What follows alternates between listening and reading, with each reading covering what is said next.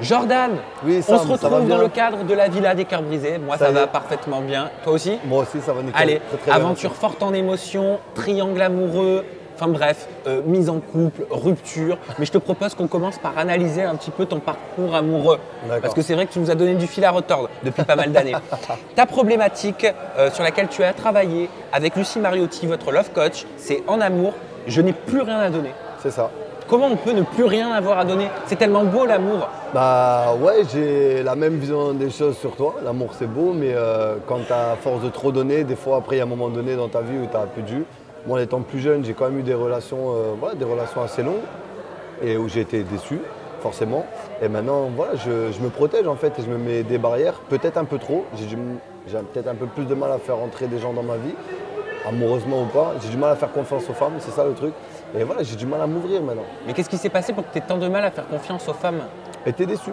J'ai été déçu. Je sais pas, tu sais, le fait de t'ouvrir, de te donner, dévoiler tes sentiments et qu'après, au final, tu reviens toujours à la même case départ, bah, c'est relou un peu, tu vois. Ça fait mal. Donc maintenant, en fait, je me prends plus la tête. Ça va, ça va pas, ça va pas. Ciao, j'ai autre chose à faire. J'ai d'autres préoccupations maintenant. Est-ce que t'es pas faussé un petit peu? C'est-à-dire faussé quand t'as Faussé dans le sens où tu as grandi sous les yeux des téléspectateurs depuis les ch'tis et tu as connu. Bah ça aussi c'est pas facile parce que bah maintenant alors tu te mets avec une fille télé, tu te dis est-ce que c'est par intérêt pour histoire de faire d'autres programmes parce que maintenant on sait que le fait d'être en couple, et ben à deux l'union fait la force comme on dit. Donc le fait d'être à deux, tu te dis la nana est-ce qu'elle a par intérêt, est-ce qu'elle t'apprécie vraiment pour ce que tu es. Et à l'extérieur c'est pareil. La nana elle va venir, est-ce que c'est pour ton côté médiatique ou est-ce que c'est pour ton côté sincère, pour ce que tu es vraiment. C'est pas évident, franchement c'est pas évident, on est dans un milieu assez particulier et c'est pas évident pour tout le monde. Je pense maintenant, je me préoccupe vraiment de mon avenir professionnel avant tout. Maintenant, avant je cherchais un peu la femme parfaite, la femme qui me fera vibrer, la femme qui. Mais maintenant, j'oublie un peu tout ça. Ça viendra quand ça viendra.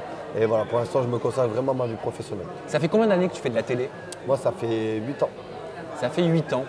En 8 ans, est-ce que tu as déjà été manipulé dans des relations de couple?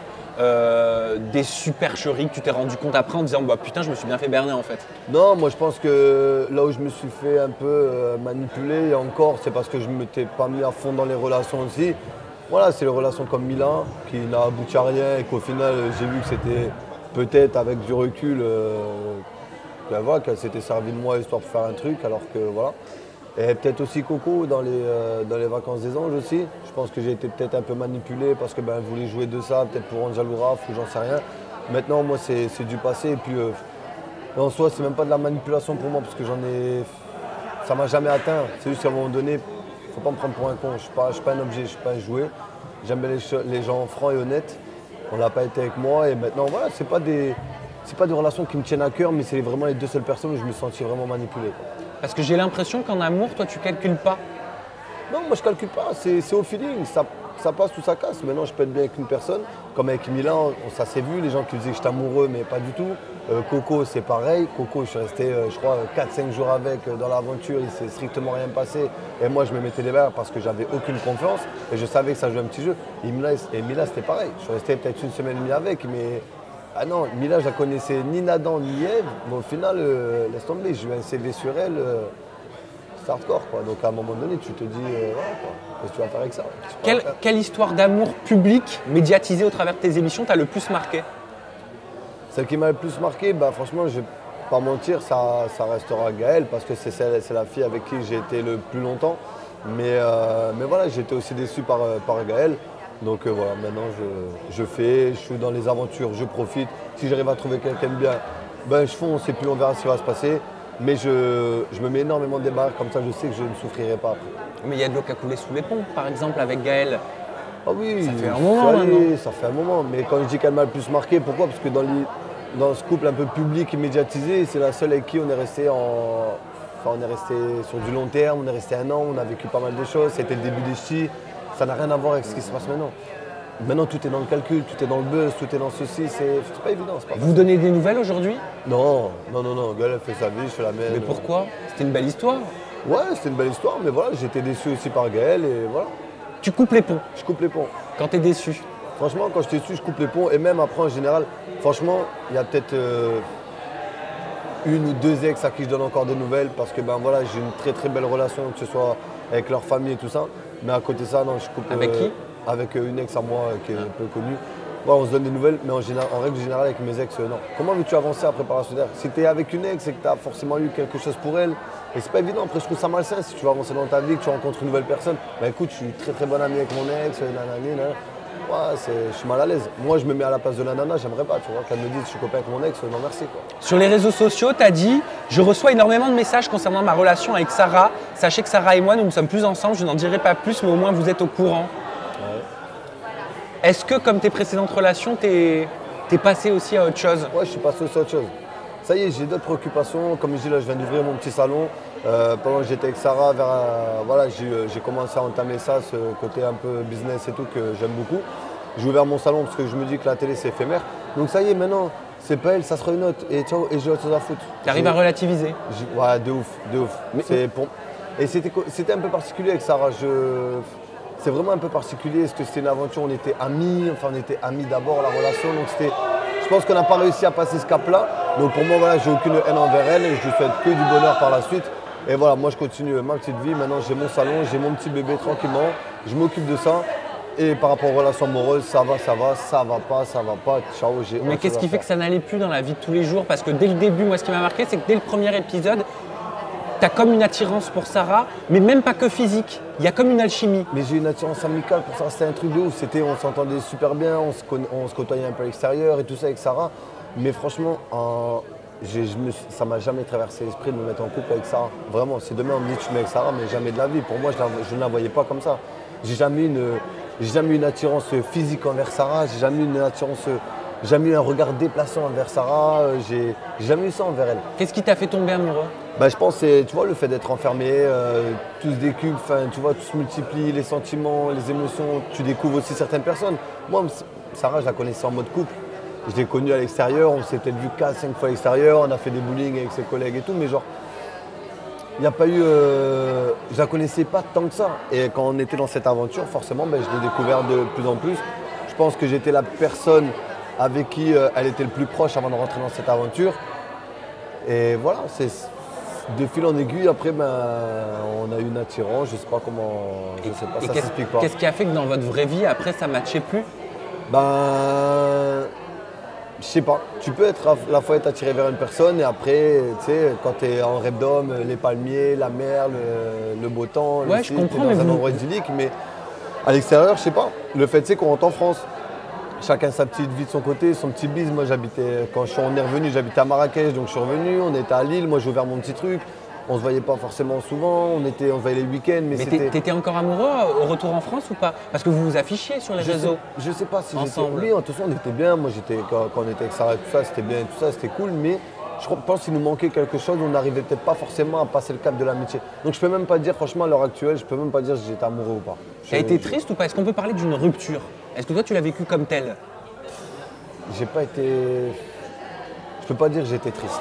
Franchement, je peux pas dire que j'étais triste parce que, comme je dis, maintenant j'ai une autre vision des choses. Tu m'aurais peut-être parlé de ça 2-3 ans avant, je t'aurais peut-être dit, ouais, franchement, ça m'a touché. Mais là, du fait que j'ai d'autres préoccupations par rapport à mon salon et tout ça, ça m'a pas énormément affecté. Ça m'a fait du mal parce que je me suis dit, voilà, vas-y, encore un départ à zéro, encore un retour à zéro. Mais ça m'a pas touché tant que ça. Je me suis dit, ça y est, c'est la vie, c'est comme ça, je me prends plus la tête par rapport à tout ça. Concrètement, c'est à cause de cette friendzone que ça n'a pas pu continuer? Ouais, je pense. Franchement, je pense. Concrètement, même moi, je sais pas. Sincèrement, je sais pas. Vous n'en avez pas parlé? Vous n'avez pas mis de mots sur la situation?